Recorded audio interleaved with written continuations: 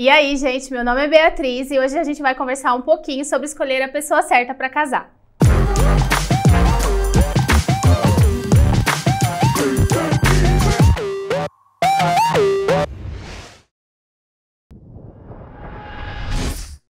Em Efésios, capítulo 5, versículo 22, a Bíblia diz: as mulheres sejam submissas ao seu próprio marido como ao Senhor.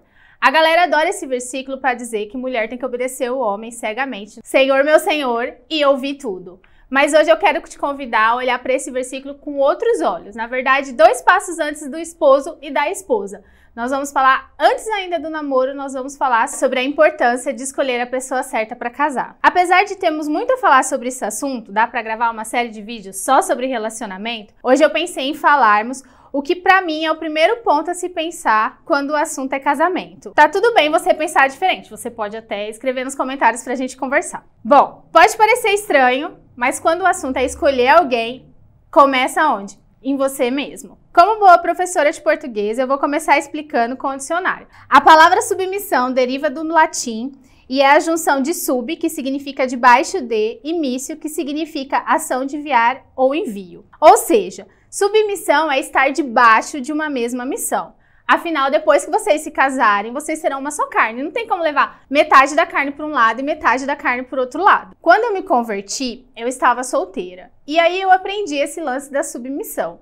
Então eu decidi que eu escolher um homem que servisse a Deus, porque essa era a minha missão. Então eu escolhi alguém que tivesse a missão que eu quisesse seguir. Com base no que Paulo fala em Efésios, que a gente leu agora há pouco, eu digo que a primeira verdade que você tem que ter claro para você, antes de escolher alguém para se casar, é a sua missão. Precisa saber tudo, tudinho. E se demorar, calma. Tudo no tempo de Deus. Mas algumas coisas sobre você mesmo você já deve saber. Se você não souber, nem é hora de namorar. Algumas perguntas podem te ajudar, eu vou te falar aqui. O que você quer fazer na sua vida? Qual a sua personalidade? Quais os seus defeitos e quais as suas qualidades? O que você gosta de fazer? Como você serve na igreja? Qual a sua missão? E aí eu quero fazer um parênteses aqui bem importante. Você tem um tempo de oração e comunhão com Deus? Nós só descobrimos quem nós somos quando nós estamos em Jesus. A nossa identidade, ela só é revelada em Cristo. E por que eu preciso saber a minha missão antes de casar? Porque você vai unir a sua missão à missão de outra pessoa. Você, mulher, depois que casar, deve ser submissa à missão do seu marido. É o que a gente leu em Efésios.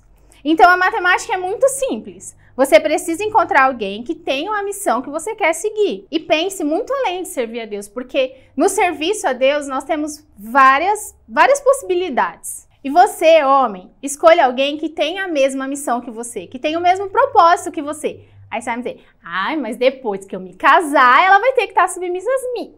Tá, de novo, vai fazer gracinha e enrolou a língua. Você, homem, escolha alguém que tenha a mesma missão que você.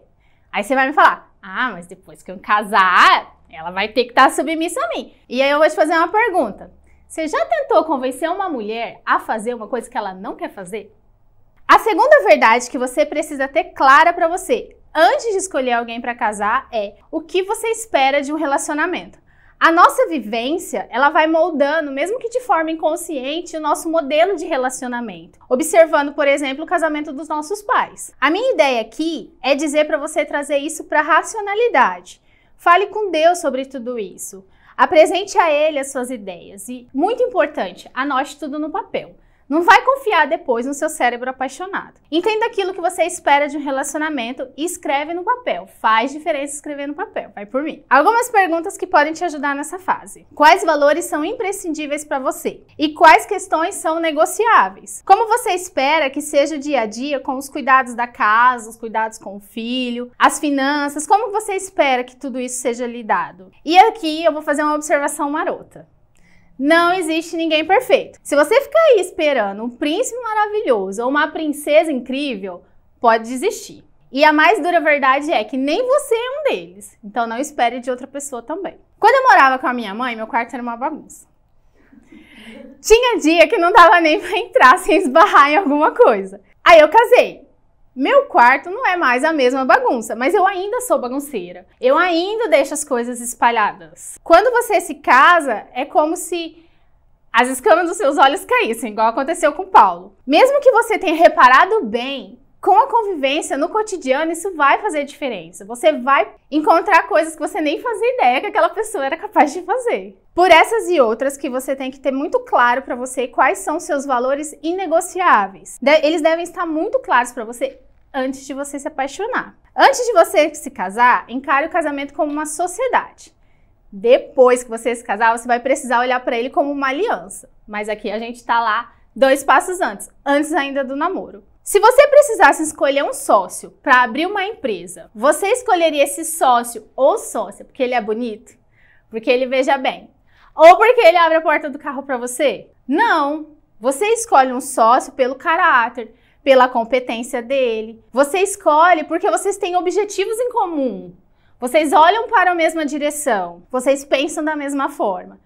E se essa empresa fosse a sua vida e o produto dessa empresa fosse a construção da sua família, como que você olharia para essa relação? Ninguém se divorcia porque o outro não beija bem. Eu, pelo menos, não tenho notícia de nenhum casamento que se desfez por conta disso. As questões, elas que levam ao divórcio, elas são sempre relacionais. E você precisa saber antes de se apaixonar dessas coisas. Tudo isso precisa estar muito claro para você. E a resposta também é muito simples. Depois que a gente se apaixona, já era. Todo mundo é bonito, todo mundo é simpático, todo mundo é bonzinho. 2 verbos que não se combinam é analisar e apaixonar. Quando a gente se apaixona, tem um hormônio chamado dopamina e ele vai tomar conta da gente por 2 anos. Esse neurotransmissor não é uma coincidência, é o mesmo neurotransmissor envolvido nos casos de dependência química. Ou seja, por 2 anos você vai ficar meio que dopado, meio que viciado na pessoa que você está apaixonado. E você já viu algum dependente químico raciocinando de forma clara e coerente? Será que é possível alguém que está com as suas funções racionais inibidas pela dopamina fazer uma boa escolha de sócio? Eu desconfio até que Deus tenha feito isso, porque senão ninguém ia se casar. Mas A pessoa fica 2 anos chapadona mesmo. Fica. Loucura, hein? Fica chapadona. Chocante. Só da vibe da paixão. É verdade. Você tá usando não é paixão. Que droga é essa? É amor.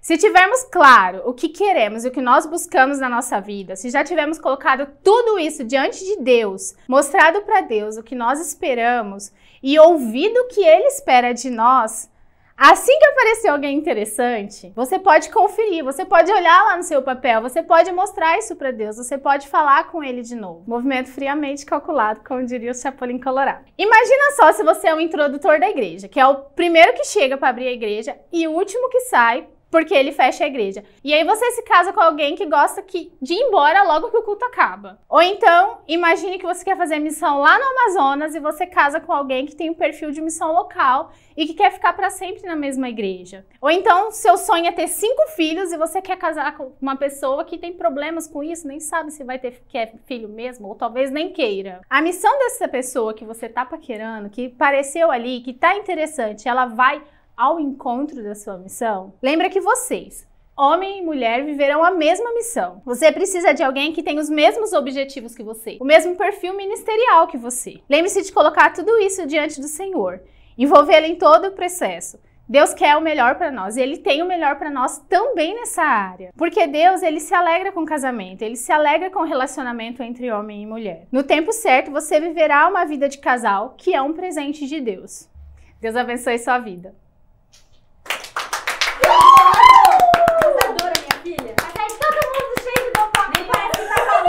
Qualquer coisa, você usa esse vídeo pra responder aquela sua tia que fica perguntando: e os namoradinhos, fia? Manda pra ela. Manda pra ela! Obrigada por ter assistido esse vídeo. Se você gostou, deixe o seu like, compartilhe com os seus amigos. Não deixe de se inscrever no canal e de ativar as notificações. A gente se vê em breve.